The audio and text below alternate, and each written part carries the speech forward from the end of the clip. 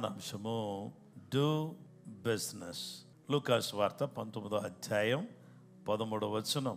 తన దాసులను 10 మందిని పిలిచి వారికి 10 మీనాలను ఇచ్చి నేను వచ్చు వరకు వ్యాపారము చేయుడని వారితో చెప్పెను.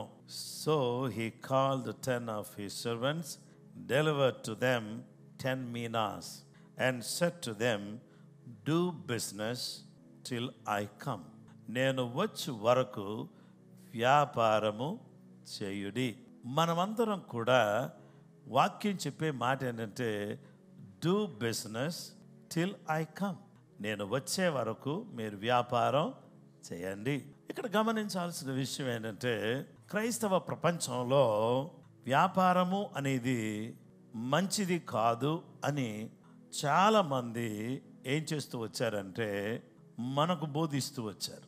మన దేశంలో మనం చదువుకునేదో ఉద్యోగం చేసుకుంటే ఏదో చిన్నపాటి ఉద్యోగం చేసుకుంటే సరిపోద్ది, మనకు వ్యాపారం ఎలా, అది వేరే వాళ్ళకి కానీ వ్యాపారం మనకెందుకు అది అని ఇలాంటి అపోహ, ఇలాంటి తప్పుడు అభిప్రాయాన్ని క్రైస్తవ గృహాల్లో ఇప్పుడున్నటువంటి మనలో అది ఎక్కడో మూలన దాక్కునుంది. ఎందుకంటే వ్యాపారం అనేది మంచిది కాదు అని. ఎవరైనా బిజినెస్లో ఉన్నారంటే వాళ్ళకి అమ్మాయిని ఇవ్వరు, ఎందుకంటే బిజినెస్ ఉంటుందో పోద్దో మనకు తెలీదు అని. కొంతమంది వ్యాపారంలో ఉంటే సొంత వాళ్ళే ఏం చేస్తారు, డిస్కరేజ్ చేస్తారు. ఏదో జాబ్ చేసుకోవచ్చు కదా, వ్యాపారం ఏంటి, వ్యాపారం మనకు కలిసి వస్తుందని ఏం నమ్మకం అని అంటారు. అలా అన్నవాళ్ళు మీరు ఉన్నారేమో నాకు తెలీదు. దేవుని వాక్యం ఏం చెప్తుందంటే డూ బిజినెస్, వ్యాపారం చేయమని అన్నాడు. యేసుక్రీస్తు ప్రభువారు ఆయన 12 సంవత్సరాల ప్రాయంలో ఒక మాట అన్నాడు. ఆయన యెరూషలేములోనే ఆయన తీసుకొచ్చినప్పుడు ఆగిపోయి బోధకులతో వాళ్ళందరితో మాట్లాడుతున్నప్పుడు ఆయన ప్రశ్నలకు ప్రత్యుత్తరములకు వారు విస్మయముందిరి అని రాయబడి ఉంది. చాలా విస్మయంతో ఉన్నారు. అప్పుడు కుమారుడా, నీకోసం మేము ఎదుగుతున్నాం కదా, నువ్వు ఎక్కడున్నావు, ఇక్కడ ఆగిపోయేవేంటి అంటే, do you not know that I must be on my father's business. Do business, father's business అంటే అర్థం ఏంటంటే నా తండ్రి పనుల మీద ఉండవాలనని మీకు తెలియదా? కొంతమంది ఏమైనా బిడ్డలు ఉన్నారు, ఒక వ్యక్తి పాడగలడు, తర్వాత వాయించగలడు, కొంతమంది డ్రమ్స్ ప్లే చేయగలరు, కొంతమంది కీబోర్డ్ ప్లే చేస్తూ ఉండేటటువంటి బిడ్డలు ఉన్నారు, తబలా ప్లే చేసే వాళ్ళు ఉన్నారు. వీళ్ళంతా కూడా ఏంటంటే తలాంతులు. ఇవన్నీ కూడా దేవుడిచ్చినవి, వాళ్ళు కష్టపడి దేవుని దగ్గర కూర్చుని నేర్చుకున్నవి. అయితే ఈరోజు ఇక్కడున్న ప్రతి వాళ్ళకి ఏదో ఒక టాలెంట్ ఉంది. అయితే మీ అందరికి ఒక మాట చెబుతున్నాను ఏంటంటే లూకా 19:13 అంటాడు, తన దాసులు 10 మందిని పిలిచి వారికి 10 మీనాలను ఇచ్చి నేను వచ్చు వరకు వ్యాపారము చేయడని వారితో చెప్పాను. So he called the 10 of his servants, delivered to them 10 minas and said to them, do business till I come. నేను వచ్చే వరకు వ్యాపారం చేయండి. Praise the Lord. ఇక్కడ గమనించండి, తలాంతు నీది కాదు, మీనా నీది కాదు, తలాంతు నీది కాదు. Talent is not yours. Meena is not yours. The gift that you carry is not yours. It was given by God. రాజకుమారుడు ద్వారా ఇది ఇవ్వబడింది. ఇప్పుడు నేనేం చేయాలంటే నాకు ఇవ్వబడింది నాది కాదు కాబట్టి నాకు ఇచ్చిన వాడు చెప్పిన మాట ప్రకారంగా నేను చేయాలి. ఆ చెప్పిన వాడు ఏం చెప్పాడు? when you do business, think that it is yours. You have to feel responsibility. The responsibility, బాధ్యత అనేది చాలా ప్రాముఖ్యమైనది. బాధ్యతలు చాలా రకాలుగా ఉంటాయి. ఇప్పుడు ఇక్కడ కూర్చున్నప్పుడు మీరు ఎవరు? విశ్వాసులు. విశ్వాసికి ఏముంటుంది? రెస్పాన్సిబిలిటీ ఉంటుంది. I'm a pastor, I have a responsibility. He is a musician, he has a responsibility. You are a believers, you have a responsibility. Responsibility ఏంటంటే డిసిప్లిన్గా ఉండడం. రెస్పాన్సిబిలిటీ ఏంటంటే చాలా జాగ్రత్తగా ఉండడం అనేది చాలా ఇంపార్టెంట్. రోడ్డు మీద చూస్తే ఒక్కళ్ళకు కూడా బాధ్యత కనబడదు. ఎవరు ఇష్టం వచ్చినట్టు వాళ్ళు వెళ్తూ ఉంటారు. మన హైదరాబాద్ పట్టణంలో అవునా కాదా? ఎవరు ఇష్టం వచ్చినట్టు. స్నేక్ డ్రైవింగ్ మనది. మీకు ఎంతమంది తెలుసు స్నేక్ డ్రైవింగ్ అంటే? అది స్నేక్ డ్రైవింగ్. మన హైదరాబాదులో మనుషులది స్నేక్ డ్రైవింగ్. బాధ్యత కలిగి ఉంటే నేరుగా చక్కగా ఏ లైన్లో వెళ్ళాలో ఆ లైన్లో వెళ్తూ ఉంటాం. 140, 150 స్పీడ్లో నన్ను ఎయిర్పోర్ట్కి తీసుకొస్తున్నాం. మమ్మల్ని ఎయిర్పోర్ట్ తీసుకుని 150, 140 నేను ముందే కూర్చున్నా, స్పీడోమీటర్ వైపు చూస్తున్నాను, వెళ్ళిపోతాం. నేను అనుకుని ఎంత స్పీడ్ వెళ్తుంది ఈ వెహికల్. మన దగ్గర 80, 90, 100 వెళ్తేనే గందరగోళం, ఎవరి మధ్యలో వస్తారో తెలియదు. బాధ్యత లేదు, అక్కడే తినాలి, అక్కడే వేసేయాలి, బాధ్యత లేదు. కాళ్ళు చెప్పులు తీసేసి, షూ తీసేసి మనం నేరుగా చక్కగా నడుచుకుంటూ వచ్చాం. తీరా చూస్తే ఎట్లా ఉంది అక్కడ. సడన్గా వచ్చి కూర్చున్నా, మళ్ళీ ఇంకో చైర్ లేదు. ఏం చేద్దాం, ఇప్పుడు చెప్పే వాక్యం ఎక్కుతుందా? ఇది బాధ, బాధ్యత లేదు. దేవుని బిడ్డలారా, తండ్రి బాధ్యత నిర్వర్తించాలి, తల్లి బాధ్యతను నిర్వర్తించాలి. సంఘస్థుడు సంఘములో తన బాధ్యత ఏంటో గుర్తెరిగి సమయానికి రావడం, సమయానికి చక్కగా దేవుని స్తుతించడం, ప్రార్థించడం, పాటలు నేర్చుకోవడం, కలిసి పాడడం, కలిసి ఆరాధించడం. ఎవరినే కూడా దేవుడు స్పెక్టేటర్స్గా చూడాలని కోరుకోవట్లేదు. దేవుడు church is an auditorium. Somebody is performing something and we are just gazing at them. No. It's not an auditorium. Just like a church is just like a workshop. Everyone has to do something in the presence of the Lord. What do you have to do? When the worship team is singing, you have to clap your hands. When the time comes, we need to raise our hands. When the time comes, we need to shout hallelujah. When the time comes, we need to say amen. సమయం వచ్చినప్పుడు మనం ఏం చేయాలని? Amen అనాలి, హల్లెలూయా అనాలి, ప్రార్థన చేయాలి. Responsibility, బాధ్యత. ఎవరి బాధ్యతను వాళ్ళు నిర్వర్తించడం అనేది చాలా ప్రాముఖ్యమైనది. బాధ్యత అనేది విస్మరిస్తే ఆ యొక్క ఆఫీస్ కానీ ఆ ప్రజలు కానీ భయంకరంగా ఉంటారు. ఇక్కడ మీకు అందరికీ మనవి చేస్తున్నాను, ఏంటి నా బాధ్యత అంటే, దేవుడు నాకు ఇచ్చినటువంటి వరాలు ఉన్నాయి చూశారు, ఆ తలాంతులు ఉన్నాయి, ఆ మీనా ఉంది, దాన్ని నేనేం చేయాలంటే ఒక్క డే కూడా దాన్ని ఐడియల్గా ఉంచకూడదు. I need to do business. నేను బిజినెస్ చేస్తూనే ఉండాలి. ఈ బిజినెస్ చేసేది ఎందుకంటే ఆయన ఏమన్నాడంటే, నేను వచ్చే వరకు వ్యాపారం చేయండి అన్నాడు. కాబట్టి ప్రభు వచ్చే వరకు ఎప్పుడు వస్తాడో మనకు తెలియదు. మనం వ్యాపారం చేస్తే దాన్ని డెవలప్ చేయడమే మన పని. మీకు ఇవ్వమని ప్రతి తలాంతు కూడా మీరు డెవలప్ చేసుకోవడం అనేది చాలా ప్రాముఖ్యమైనటువంటి విషయం. బాధ్యతాయుతమైనటువంటి కుటుంబంగా, వ్యక్తులంగా, సమాజంలో మనకు బాధ్యతలు ఉన్నాయి, సంఘములో బాధ్యతలు ఉన్నాయి, కుటుంబంలో బాధ్యతలు ఉన్నాయి. కుటుంబ బాధ్యతలు నిర్వర్తించాలి, సంఘములో బాధ్యతలు నిర్వర్తించాలి, సమాజంలో బాధ్యతలు నిర్వర్తించాలి. బాధ్యతాయుతమైనటువంటి పౌరులుగా బతకాలి. కాబట్టి బాధ్యత అనేది చాలా ప్రాముఖ్యమైనది. బాధ్యత అనేది మనం కొంతమంది ఫీల్ కారు. I don't know why they don't even feel responsibility. ఓ డెంటిస్ట్ దగ్గరికి వెళ్తే రాంగ్ ట్రీట్మెంట్ చేశారు. రాంగ్ ట్రీట్మెంట్ ఏంటంటే, ఆ డెంటిస్ట్ ఏం చేశారంటే రాంగ్ ట్రీట్మెంట్ చేసి ఒక వ్యక్తి తన యొక్క పళ్ళన్నీ కూడా పాడైపోవటానికి కారణమయ్యారు. ఒక డెంటిస్ట్. పేషెంట్కి ఏం తెలుసు? ఏం తెలీదు. After some years he went to some other dentist. That doctor told, the earlier the doctor you went, he or she made a mistake. ఏం చేశానంటే, నీకేం చేయాలో ఆ ట్రీట్మెంట్ కరెక్ట్గా ఇలా చేయకూడదు, ఇది పద్ధతి ప్రకారంగా ఇలా చేయకూడదు, ఇలా చేసినందుకు నీ పళ్ళు 4 పోయినాయి అన్నారు. ఇప్పుడు విక్టిమ్ ఎవరయ్యారు? పేషెంట్ అయ్యారు. డాక్టర్కి ఫీజు వచ్చింది, డాక్టర్ ఓకే ఉన్నారు. దేవుని బిడ్డలారా, కొన్నిసార్లు బాధ్యతలు కరెక్ట్గా నిర్వర్తించకపోతే ఎవరో విక్టిమ్ అవుతారు. అన్నెసర్లీ వేరే వాళ్ళు విక్టిమ్స్ అవుతారు. కాబట్టి అందుకనే నేనేమన్నానంటే, మనమందరం కూడా దేవుడు మనకిచ్చిన తలాంతులను, మనకిచ్చిన వరములను, మనకిచ్చిన వాటిని మనం ప్రతినిత్యము వాటితో మనం ఏం చేయాలంటే వ్యాపారము చేసేవారిగా ఉండాలి. ఈ వ్యాపారం చేసినప్పుడు ఏం జరుగుతుందంటే, దేవుడు కృపతో మనకిచ్చినటువంటి ఈ యొక్క ఆధిక్యత. కొంతమందికి దేవుడు ఏమి ఇచ్చాడంటే బుద్ధి, వాక్యం. పాస్టర్ గారు, ఈరోజు మీరు చెప్పిన వాక్యం బాగా నచ్చింది నాకు అన్నాను. ఏం నచ్చిందమ్మా అంటే, బిజినెస్ చేయమన్నారు, నేను బిజినెస్ చేస్తున్నా అన్నాను. అది నేనన్న బిజినెస్ ఏంటి? నువ్వు లోక సంబంధమైన బిజినెస్ చెయ్యి, వద్దంటలేదు. ఆత్మ సంబంధమైనటువంటి పనులు కూడా నువ్వు చేస్తూ ఉండాలి అని చెప్పా. ఆమె ఏమంటున్నారంటే, నేను ఈ లోక సంబంధమైనటువంటి బిజినెస్లో ఉన్నా, అందుకనే మా పిల్లలు చెప్పండి బిజినెస్ ఏం చేస్తావమ్మా ఇప్పుడు ఈ వయసులో అని అంటున్నారు. నేను అన్నాను, ఊపిరి ఉన్నంత వరకు బిజినెస్ చేస్తూనే ఉన్నాను అన్న. ఎవరు ఏమంటలేదేంటి? ఊపిరి ఉన్నంత వరకు బిజినెస్ చేస్తూనే ఉన్నాను అన్న. ఊపిరి పోయిన తర్వాత ఎవరైనా బిజినెస్ చేస్తారా? ఉన్నప్పుడు బిజినెస్ చేయాలి. ఉన్నప్పుడే దేవుని పని చేయాలి, ఉన్నప్పుడే ప్రార్థన చేయాలి, ఉన్నప్పుడే వర్డ్ ఆఫ్ నాలెడ్జ్, బుద్ధి వాక్యం. అందరూ చెప్పండి, ఏంటి? బుద్ధి వాక్యం. ప్రతి సండే మనం దేవుని మందిరానికి వస్తాం. నా ప్రియమైన వారలారా, ప్రభు బల్ల దగ్గరికి వస్తాం. ప్రభు బల్ల దగ్గరికి వచ్చి రొట్టె ద్రాక్ష రసాన్ని తీసుకుంటాం. మనకి ఉన్న దాంట్లో కానుక దేవునికి ఇస్తాం. ఇచ్చిన తర్వాత దేవుని దగ్గర నుంచి రొట్టె ద్రాక్ష రసం మనం తీసుకుంటాం. రొట్టె ద్రాక్ష రసం తీసుకున్న తర్వాత మనం ఏం చేస్తామంటే వెళ్ళి ప్రార్థన చేసుకుని తీసుకుంటాం. ఒక్క విషయం గుర్తుపెట్టుకోండి, మీరు రొట్టె, మీరు ద్రాక్షారసంలో పాలు పంపులు పొందారంటే దానికి అర్థం ఏంటంటే you are responsible to spread the gospel.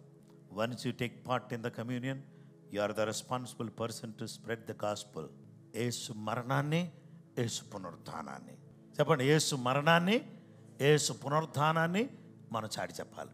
That is the responsibility that we carry if you take part in communion. Yesu మరణాన్ని గురించి మాట్లాడాలి, యేసు పునరుద్ధానాన్ని గురించి మాట్లాడాలి. మరణంలో శక్తి ఉంది, పునరుద్ధానంలో శక్తి ఉంది.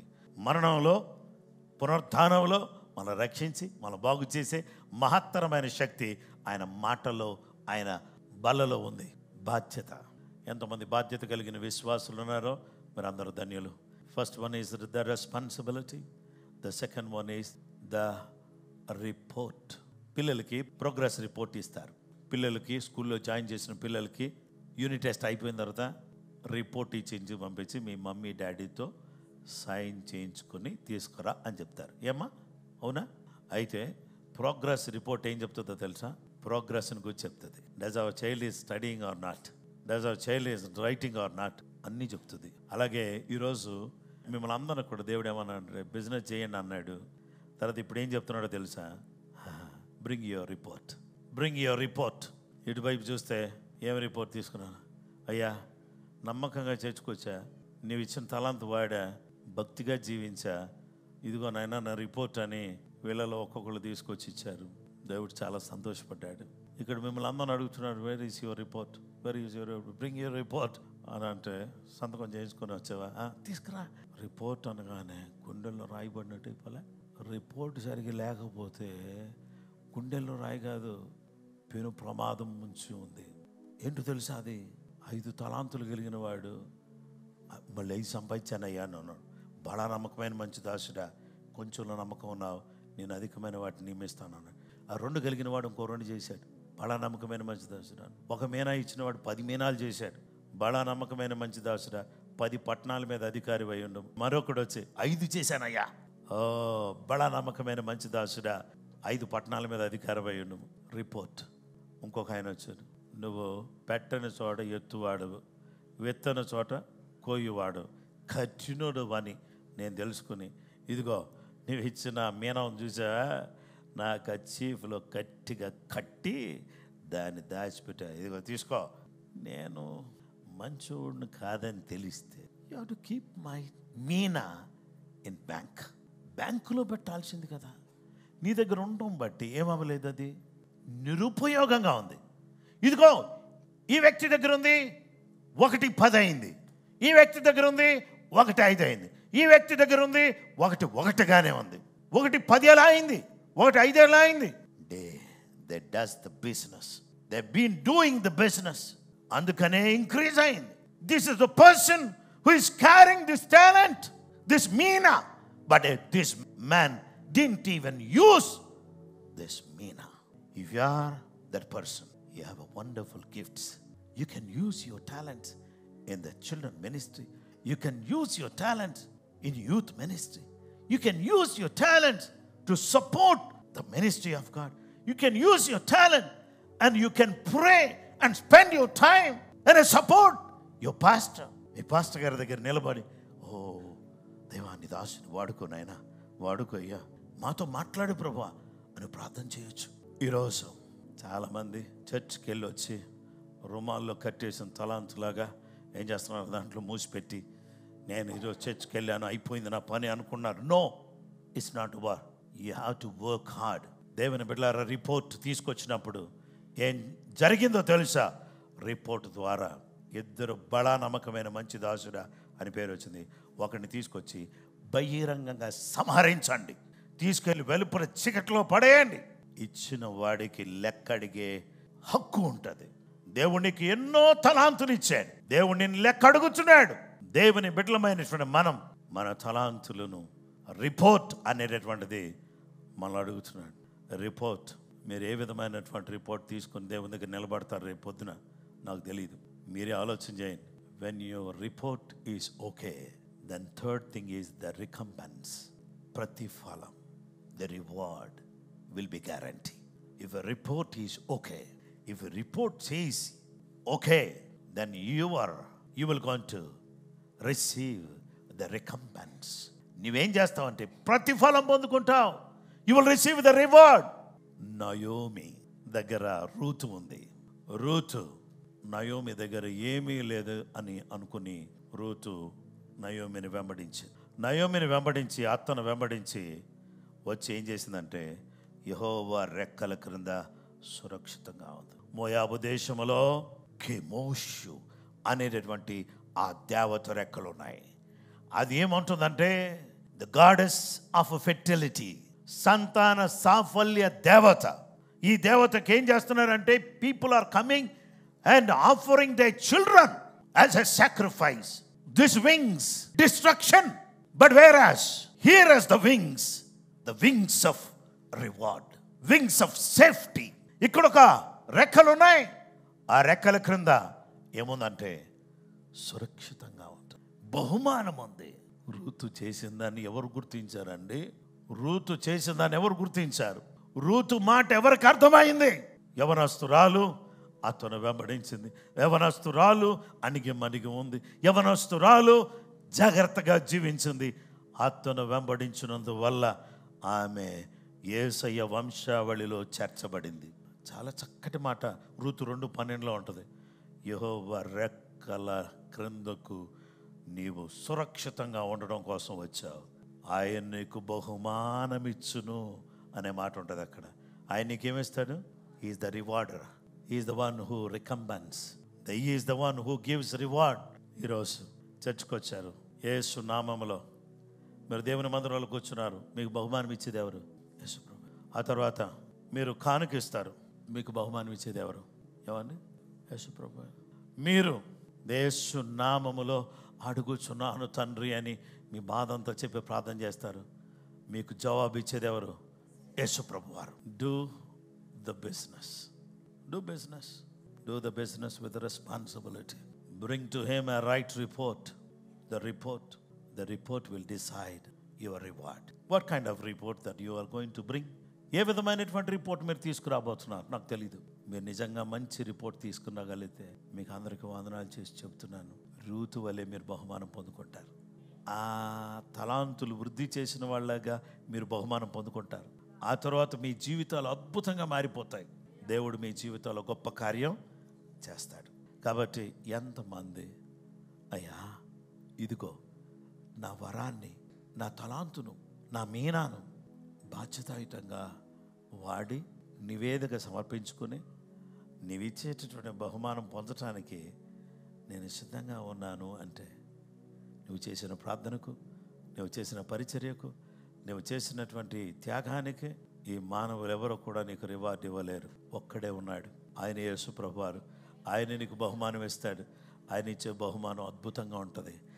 బల నమ్మకమైన మంచి దాసుడా, 10 పట్టణాల మీద అధికారి ఉండుము అని చెప్పి ఆ ఒక్కదాన్ని తీసుకుని 10 కలిగిన వాడికి ఇచ్చాడు. కలిగిన వారికి ఇవ్వబడును, బాధ్యత కలిగిన వారికే ఇవ్వబడును. బాధ్యత లేని వాడికి ఏమి ఇవ్వబడదు. సొంత కుమారుడైనా సరే, సొంత తల్లి అయినా చెల్లైనా, బాధ్యత లేని వాళ్ళకి ఏమి ఎవరు ఇవ్వరు. ఎవరైనా ఇస్తారా? బాధ్యత లేని వాళ్ళకి ఏమి ఇవ్వకూడదు. ఇస్తే అది నష్టం కలుగుతుంది. కాబట్టి బాధ్యత కలిగిన వారికి అధికంగా ఇవ్వబడుతుంది. మీరందరూ బాధ్యత కలిగిన వాళ్ళని నేను నమ్ముతున్నాను. అధికంగా ప్రభు మీకు ఇచ్చును గాక, అధికంగా మిమ్మల్ని ఆశీర్వదించును గాక. మీరు యేసయ్య సువార్తను ప్రకటిస్తూ, యేసు కొరకు జీవిస్తూ, ఆయన వచ్చే వరకు వ్యాపారం చేస్తూ, అనగా ఆయన మహిమార్థమై జీవిస్తూ బ్రతుకుటకు కృపగల దేవుడు మనకు సహాయం చేయను గాక. ప్రార్థన చేసుకుందాం. మహోన్నతుడా, మహాగణుడా, నమ్మదగిన వాడ, ప్రేమ కలిగిన దేవ, నీ పాదాలకు కృతజ్ఞతలు, స్తోత్రాలు, మహిమ, ఘనత, ప్రభావాలు మీకు ఆరోపిస్తున్నాము తండ్రి. యేసుక్రీస్తు నామములో ప్రభువా, మేము నిన్ను హత్తుకుని వెంబడించడానికి సహాయం చేయండి. నీ కృప మాకు దయచేయండి. మీరు వచ్చే వరకు మేము వ్యాపారం చేసేవారుగా, మేము వచ్చే వరకు మేము మీరు అప్పగించిన పరిచర్య చేసేవారుగా, ప్రార్థనలు చేసేవారుగా, నమ్మకమైనటువంటి విశ్వాసులుగా, బాధ్యత కలిగి నివేదిక సమర్పించి నీ ద్వారా వచ్చేటటువంటి ప్రతిఫలాన్ని పొందేటటువంటి వారుగా మేము ఉండడానికి సహాయం చేయండి. ఇక్కడ ఉన్నటువంటి బిడ్డలందరినీ కూడా మీ నామములో జ్ఞాపకం చేసుకొని అయినా దేవా, మీరు ఇచ్చినటువంటి చక్కటి సమయాన్ని బట్టి స్తోత్రం. ప్రతి బిడ్డను ఆశీర్వదించును ఆయన. ప్రతి బిడ్డకు కూడా కావలసిన గొప్ప కృపదాయి చేయండి ఆయన. నాయన, మీరు ఇచ్చిన తలాంతులను నాయన 1ని 10గా చేసేటటువంటి కృపదాయి చేయండి ప్రభువా. 1ని 5గా చేసే కృపదాయి చేయండి ప్రభువా. నాయన, నీ బిడ్డలు నాయన నీ సన్నిధికి వచ్చారు, నీకు సమర్పించారు. 100 60 30 బిడ్డలు దీవించబడడానికి సహాయం చేయండి. విశ్వాసులందరూ బాధ్యత కలిగి నీ కృపల వర్ధుడికి సహాయం చేయండి. ప్రతి కుటుంబాన్ని మీ నామములో దీవించండి. యేసు నామములో ప్రతి విధమైన దుష్ట శక్తుల ప్రభావాన్ని నాశనం చేస్తున్నాం. కృపని బిడ్డ కలుగును గాక, నమ్మకత్వం బిడ్డలో వచ్చును గాక, ప్రార్థన జీవితం బిడ్డలకు వచ్చును గాక, వాక్యాన్ని ధ్యానించే కృప నీ బిడ్డలు కలిగి ఉందును గాక. నాయన, నీవిచ్చిన తలాంతులు, నీవిచ్చిన వరాలను, నీవిచ్చిన మీనాను ఉపయోగించే వారిగా ఉండడానికి సహాయం చేయి. నీ మహిమార్థమై ఈ లోకంలో బ్రతకడానికి కావలసిన శక్తి సామర్థ్యాలు కృప బిడ్డలందరికీ దయచేయమని యేసయ్య ఘనమైన పరిశుద్ధ నామములో ప్రార్థించి వేడుకొనుచున్నాము తండ్రి. మన పరమ తండ్రి అయిన దేవుని ప్రేమ, కుమారుడైన యేసుక్రీస్తు ప్రభు వారి యొక్క కృప, పరిశుద్ధాత్మ దేవుని అన్యోన్య సహవాసము, సమాధానం చెరుమన మనకును సకల లోకములను పరిశుద్ధులకు సదా తోడై నడిపించును గాక. ఆమేన్.